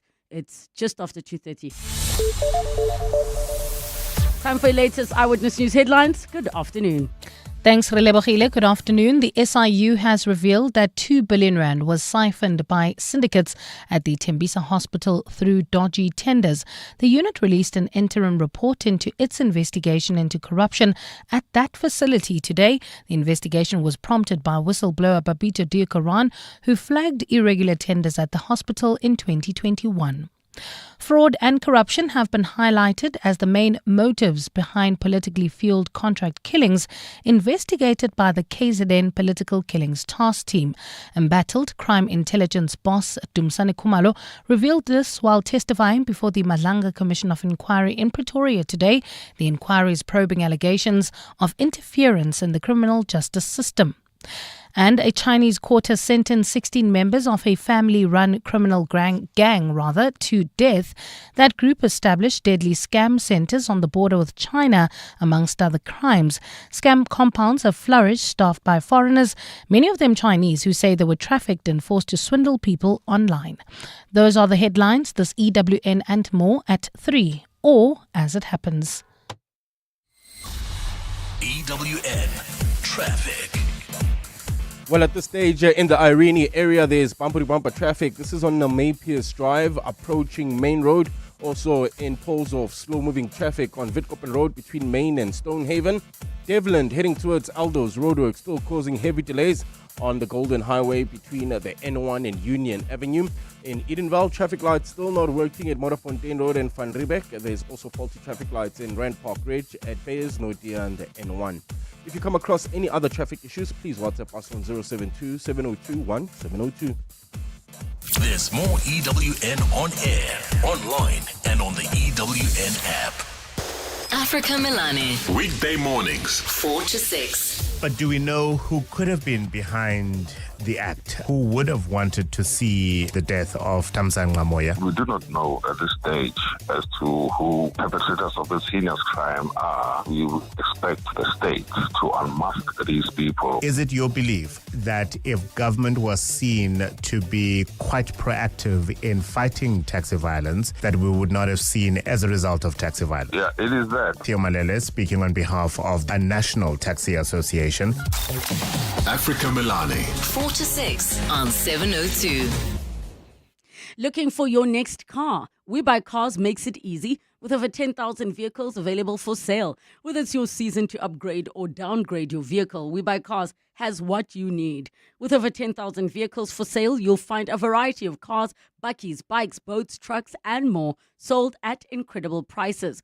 We Buy Cars also offers convenient finance solutions through South Africa's most trusted banks, which you can easily apply for online or in store. Plus, they have insurance solutions, warranties, service plans, and more, providing everything you need under one roof. Whether you're trading in or simply selling a vehicle, get an estimated offer within minutes online or at any We Buy Cars location nationwide. The entire process is quick and seamless. You can even sell within a day and get paid on the spot. When you're buying or selling, definitely not smelling. We Buy Cars offers a fast, simple and reliable process. So visit webuycars.co.za today. Checkers Little Shop is back with 46 new minis. Get one free when you swipe and spend 200 Rand on deals like Oma Auto Washing Powder 3 kgs for 119.99 and Clover Bliss Double Cream Yogurt 1 kg, any two for 79 Rand. Plus, stand to win a trip to Legoland Dubai. Simply buy any 3 participating products and swipe your extra savings card to enter. Valid until Sunday at Checkers. T's and C's apply. The Wits School of Governance develops leaders and innovators who reimagine governance, strengthen institutions, and drive inclusive growth across Africa. Your journey to impact starts there, from postgraduate diplomas to masters, PhD programs, and executive education tailored for today's wicked problems. They equip change makers in government, civil society, and the private sector with the tools to lead boldly and with purpose. Governance matters. Visit wsg.ac.za and apply today. The Money Show. Weekday evenings at 6. The bank Signia is warning investors it deals with that they should not put more than 5% of their discretionary assets or living annuities into crypto funds. All of a sudden, you have a lot of unsophisticated investors trying to benefit from what is a highly volatile asset with no real economic underpin to it, and which to date has been used as a speculative investment. Magda Wazitskia is the co-founder of Signia. The Money Show on 702. Let's walk the talk. The Money Show, Stephen Curtis, is brought to you by ABSA, proud sponsor of South African Auto Week 2025. Your partner in growth, powering a sustainable future together. ABSA is an authorized FSP and a registered credit provider. T's and C's apply. coming up on 702 Drive with John Perlman. 702 Drive is coming up from 3 to 6 p.m. with John Perlman. Happy Monday. John, are you good? Yes, doing well, thanks. Happy Monday too. Good afternoon, everyone. All right, we were chatting earlier. Would you rather be lonely for the rest of your life? Whatever that picture looks like. Not having a pet, just lonely. Or would you rather be broke for the rest of your life if you had to choose one of the two? So can I not be well off and happy? No, you can't. I've You got got to to choose choose one. one. Which Oh. one do you fear more, being broke or being lonely? So I have been profoundly lonely in my life, so I probably fear that more. I've been broke, but I've never been flat broke. And I've never been so broke that it's made me question my place in the world. So I'm a bit wary because my experience is very particular on judging on these things. But I think I'd be more afraid of loneliness, perhaps because that's what I know better. Also, I just thought about it now where you said you've never been so broke. What was the sentence you So I used? was saying so broke that it made me think I have no place and Oh, value in yes, society. And I yes. think that is, in addition to like, I can't pay for this, I think there's an emotional dimension to being without material resources that is very acutely painful. And it's not that far from loneliness, actually, because if you, for example, are meant to be a breadwinner or you're meant to be helping someone out, you know, You get feel people, helpless either way. Yes, and you get people when they talk about the pain of being broke. Partly it's the material, obviously, and I don't have enough to eat or whatever it might be, but it's also the sense that other people look at you in a particular way, which I would have thought is profoundly lonely too. Right. I wanted to add a layer also, which is being so broke that it is expensive to have morals. Yeah. So you're willing to do things, Yeah. or you feel you have no choice but to do things you would never do, Yeah. like, resort to crime, whatever the case may Yeah. be. For me, I can imagine that is a whole different other rabbit hole and spiral of darkness of, okay, survival Yeah. or doing this thing and having to live with having done this thing. But very, very fascinating, the number of people sharing which is a bigger it was great fear. radio, really interesting. All right, what's coming up on your show today? So coming up on the show, the Special Investigating Unit, their interim report on the criminality that surrounded the Tembisa Hospital. The numbers are staggering. 2 billion rand looted from that hospital. Jeff Wicks is the person who, before any formal governmental entity was actually digging into this properly, he at News 24 dug deep and came out with some really important information. He joins us after 5 to compare what he knows with what the SIU has come up with. We will be looking at a very interesting protest by reclaimers, people who push and pull those trolleys along, collecting our bottles and our plastic and so on. They marched on Pick It Up today because they say a decision to close a particular landfill reflects the fact that they don't appreciate or understand the role they play. So they're called the Africa Reclaimers Organization. They're our guests at 10 minutes to 4. But Langa Commission underway. We'll hear more about that with our reporter Oren Singh, who's been watching it very, very closely. And we're keeping an eye on that court case down in the Eastern Cape where Julius Malema and one other facing charges under the Firearms Act. More on that at 3:20. All right, 702 Drive with John Perlman coming up from 3 to 6 p.m. 702. The Naked Scientist. Time for The Naked Scientist at 19 minutes to 3 o'clock. We take your calls on 011 883 0702 and the WhatsApp line 072 702 1702. Dr. Chris Smith, happy Monday. How are you? Happy Monday to you. I'm very good, actually. And you? I am doing very, very well. And I have a question for you, Doctor, as usual. Earlier on, we were chatting about Older Persons Week at the moment. And I'm curious if you have come across or know any studies that might have pinpointed what is the one thing that will make an older person deteriorate and age faster. The answer to this is probably deafness. And also blindness. Deafness, oh. But deafness is a major one. And one of the reasons for that, and there's a really strong association between people having poor hearing and losing their hearing and an acceleration of dementia. And if you think about when you're an older person, how important it is to stay in touch with people, to be able to communicate with people. You might not be as physically active, you may not be able to go as far. Therefore, being able to talk to people, tell them what you want, engage with things like television, radio, we know all about that, don't we? Podcasts even, there are people who like listening to podcasts when they get older. But if you can't do that, then A, it disconnects you from the world, but also it disconnects you from crucial stimulation. And we know that there is very much a use it or lose it phenomenon that goes on with our nervous system, that if, just like a muscle, we want to keep our brain trained, we have to be using it.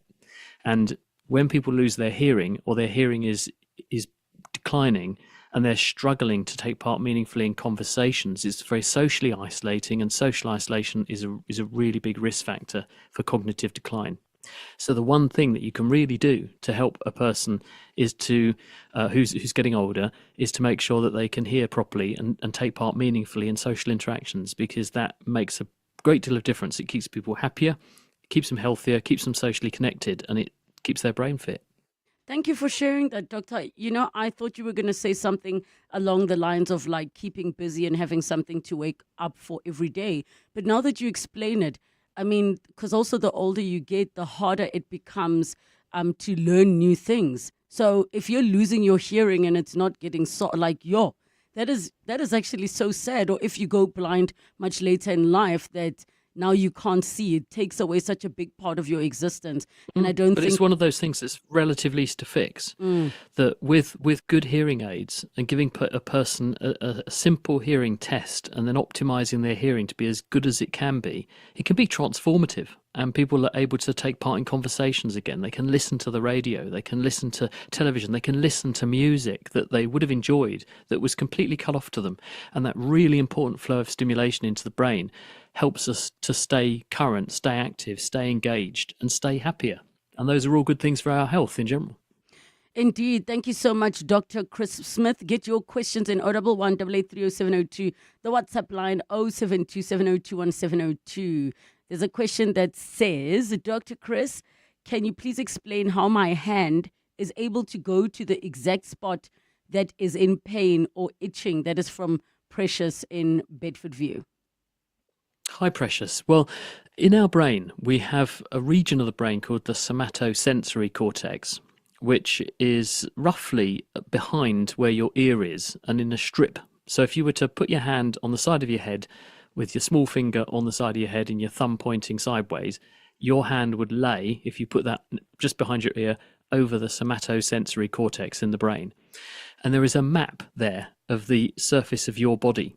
Now, it's not a perfect map, as in the areas of the brain are not a perfect one-to-one mapping with different parts of the body, because some bits of the brain are far larger relative to that body part than the body part is itself. So let me explain. You've got a massive representation of the head, and especially the mouth and lips there. You've got a very scrawny neck. You've got a huge representation of your hand, especially the hand you write with, your right hand in 90% of people's cases. A scrawny arm, scrawny body, tiny legs, and then a huge big toe. So that's a map called a homunculus. So there is a representation on the brain of where different bits of the body are. And the reason for the size disparity is that the bits that are big need a lot of brain to decode what's going on with them, because they're the bits we use to find out about the world. When you put your hand in your pocket and you are exploring a bundle of coins or objects in your pocket and you're picking out the right one, you are discriminating by feeling them between finger and thumb and discerning tiny details to say that is the 1 rand piece or whatever, and that enables you to get that coin out. You couldn't do that with some parts of your body. You just don't have the resolution of touch. So there is a map there which knows which bits of your body are touching what, and they can extract information. And so when you want to put your hand on that bit of your body, the motor system has a similar map. It knows where your body parts are in 3-dimensional space around you, and it therefore can compute a movement that will put the finger of one hand on the bit of your body that's hurting to rub it better, or on the itch to scratch it, because it's taking a map of where you are in space and a map of your body of where it's hurting, and it can bring the two together. So you can use information in one map to inform how you make a movement to put the other bit of your body where you want it to be, or move away from a bright light, or to take your hand away from something that's warm and put it somewhere cold, for example. So the body knows where it is in 3-dimensional space, and it knows what's going on all over the body surface, and it's all being represented on that map in your brain. And if we tune into the brain, either with electrodes, or you can do this less invasively with a brain scanner, we can see that when a person makes a movement with a certain body part, the motor area corresponding to that body part lights up, and when they stimulate a certain body part, the somatosensory part of the brain corresponding to that region lights up. That's how scientists have worked all this out. Thank you so much for that one. We're going to take a break. When we come back, I see you, Patrick, I see you, Anthony, and I see your voice notes and messages on the WhatsApp line.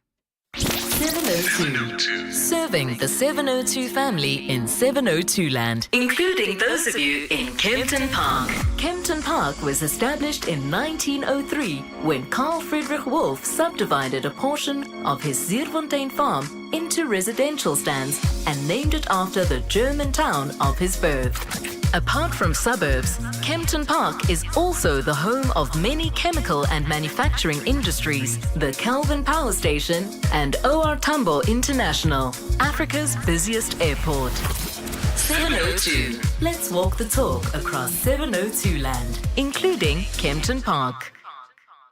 This isn't an event, it's a statement. When you choose Thirst Mobile Bar Services, you choose confidence without spectacle. These discreet mobile bars come with expert mixologists and service that speaks louder than words. Every detail refined, every pour intentional, every guest remembered. Thirst Mobile Bar Services, the perfect ingredient, the perfect outcome for those who expect more and settle for nothing less. Secure your year-end date now at thirst.co.za. The motor racing event Cape Town has been waiting for is finally here. Get ready for the Speed Classic Cape Town. Over 140 historic cars, race cars and supercars will compete in a full-throttle showcase of motion, sound and style. Experience the ultimate speed test as the legends of yesterday meet the icons of tomorrow. The Speed Classic Cape Town takes place on Philip Khosana Drive on October 25th and 26th. Get your tickets at Web Tickets today. To walk the talk is to turn words into meaningful actions. And it's what we at 702 are committed to doing every day. We're also committed to following the rules set out by the Broadcasting Complaints Commission's Code of Conduct. To give you balanced programming, fair comment and accurate news. But if we stumble along the way and you feel we're not living up to the code, let us know on comment@702.co.za. And if after that you're still not happy, you can direct your complaint in writing to the Broadcasting Complaints Commission, PO Box 412365, Craig Hall 2024. For more, visit bccsa.co.za. Looking for real ways to live greener? Then don't miss Green Tip of the Week, your weekly dose of sustainable inspiration. From eco-entrepreneurs to climate champions, we sit down with the people making real change. Catch Green Tip of the Week every Tuesday on Afternoon Drive with John Pellman from 3 to 6 p.m. only on 702. Proudly brought to you by Volvo. It's safe to be brave with Volvo. 702. The Naked Scientist. 9 minutes to 3 o'clock. We continue with the Naked Scientist. 011-883-0702 in the WhatsApp line 072-702-1702. Let me do my best to get through as many questions as possible. Anthony in Johannesburg, go ahead. Hi, thanks for taking my call. Yes. This is a slightly musical question. Yes. So, when you've got different sized crowds, whether it's 10 people in your lounge or 50,000 people in a football stadium, whenever they're going to sing a song, like something like Happy Birthday or something that's well, they'll start off very wobbly and all over the place, but it always finishes in a single key. And I'm just thinking how the great organism of Sorry, people Anthony, organize that. your line is breaking. I'm going to send you back to our producer because I really want to hear this question properly. So let's get you on a better line. In the meantime, Patrick in Germiston, go ahead. Hey guys, I don't know if I'm pronouncing it right, but the pineal gland in the brain, it's like somewhere in the middle. Mm-hmm. What role does it play when we're sleeping? And does it play a role when we die? 'Cause Wow. I read a lot of stuff. Hi, Patrick. Apparently there's Yeah, DMT it gets called that gets released or something, I don't know. It sounds like you That's went right. down I a mean, rabbit hole, but you're asking the right man. It gets called the third eye, the pineal gland. It's in your hypothalamus, which is in the base of your brain, in the middle, and it's important for releasing a hormone called melatonin, which is chemically similar to serotonin, but melatonin's job is to make you feel sleepy. It's connected to your body clock. So when you are going to bed at night, you release melatonin from your pineal gland, and when you're waking up in the morning, the supply shuts off, and this makes you feel perkier, along with other hormones like cortisol, which comes from your adrenal gland, but is released in responses to signals also from your hypothalamus.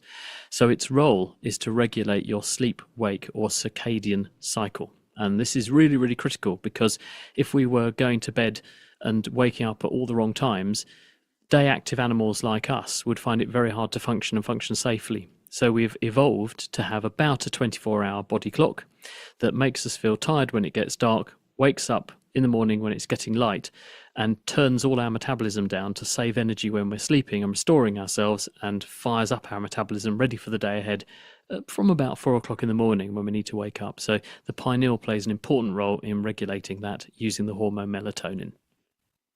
Thank you so much for that question. Let's try Anthony again. Okay, Anthony, start your question again. Yeah, sorry about that. A slightly musical question. Whether or not we've got 10 people in our lounge or 50,000 people in a sports stadium, whenever they're going to sing a familiar song, It always starts off wobbly and all over the place, but everyone always seems to end in the same key. Oh, I'm yeah. just wondering how that works. Oh, that's a brilliant one. It's why choirs sound better than soloists who are not very good. If you've got a good soloist, they're absolutely fine. If you've got a fine wine where you've got just one grape, I don't mean one individual grape, I mean grape species or cultivar, can be great if it's a good grape. Bad grapes, not so good. Mix a blend together though, and the weaknesses are ironed out by the strengths of all the others. So basically, when you've got people who are all over the place, slowly the sound reinforces because everyone knows what the right thing to be singing is, and slowly more and more people get it right and put themselves in the right key at the right time, and the song improves. And that's why choir singing works. And it's basically that you start off with a few people all over the place, few people singing badly, everyone joins in, more than average get it right, and slowly the ones who were getting it wrong get it right, and then everyone converges on the right notes at the right time. I'm just happy that it's always more musical people than none. They drown out the tone deaf people that are happy and singing in the group. Thank you so much, Anthony, for that question. Poloso, you've got, from Centurion, you've got a question about bacteria. Hello. Thanks for taking my call. I just want to find out, does bacteria grow in oil? Do bacteria grow in oil? The answer is yes, absolutely. And you see this very, very commonly in people's diesel tanks. If you've got a diesel engine vehicle, you sometimes have to put biocide, in other words, bacterial killer, in the diesel fuel, especially if you're going to leave the thing for a long period of time, for instance, over winter when it's going to be damp and cold, and you get condensation forming above the fuel. The condensation runs down, sits at the bottom of the tank, and you get this interface of water and oil, diesel. And there are bacteria in there. They get called diesel bugs, but they are bacteria that can break down diesel, and they can exist, and they produce what's called a biofilm. And one of the reasons why we have very, very high stringency filters on diesel engines is to help screen out this rubbish, because you get a lot of it. So yes, bacteria can eat that sort of oil, but we also find bacteria that will eat crude oil, for example. And scientists, including some scientists I know, have done work in the Gulf of Mexico. You might remember just over 10 years ago, we had the New Horizons disaster in was it the Gulf of Mexico? Deep water horizon, was it? The oil rig that caused a problem in the Gulf of Mexico, and we lost thousands and thousands of tons of crude oil came spewing out of the seafloor and all settled on the surface and then washed ashore. But scientists were able to study that oil, and you can find bacteria that slowly degrade crude oil, and you find them living on oil seeps on the seafloor, because there are places where oil naturally seeps out from the earth and comes up from underground, and you will find bacteria there that are capable of metabolizing it.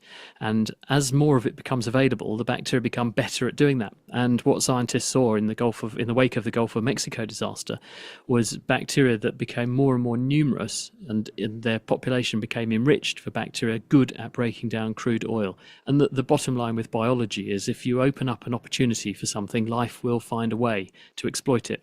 So there you go, two good examples: bacteria that eat crude oil, which we can go and recover from where there have been oil spills or from where there are natural oil seepages. For instance, in the Niger River in Nigeria, we also find these bacteria cropping up in things like people's fuel tanks, specifically diesel fuel tanks, where diesel bug can cause a real headache for heavy machinery and boats.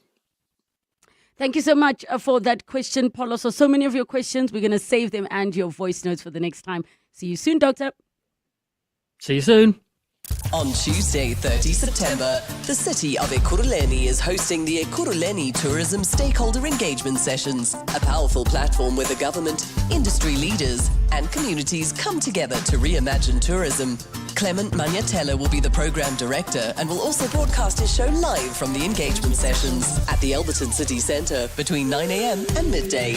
Make sure to tune in to 702 if you don't want to miss any of the ideas, challenges addressed and valuable discussions. City of Ekurhuleni, a partnership that works. Do you want to be a legal eagle and get your foot in the legal industry? The Law Society of South Africa has something for you. Register for a 1-year national certificate in paralegal practice with with the preferred legal education institution since 1998 and start your journey as a paralegal today. To register or find out more, visit lssalead.org.za. That's lssalead.org.za. The Law Society of South Africa. To celebrate 25 years of helping you live the Premier life, FNB Premier is giving you a chance to win a 14-day European tour experience and other cool monthly prizes. Open any FNB Premier account from September to 31 December 2025. Switch your salary, swipe or tap a minimum of 2,000 Rand per month for 3 months straight. Spend and win with FNB Premier. FNB, help changes everything. TCs and competition rules apply. FNB, a division of First Rand Bank Limited, an authorized financial services and credit provider. Relebogile is on X at Relebogile M. Thank you so much for joining us on 702 Afternoons. Coming right up, John Perlman hosting 702 Drive, and then Stephen Curtis, The Money Show. Aubrey Masango takes over from there. Make sure you stay with us. It's 3 o'clock. This is EWN. Billions siphoned from Tembisa Hospital through dodgy dealings and fraud and corruption blamed for many political killings.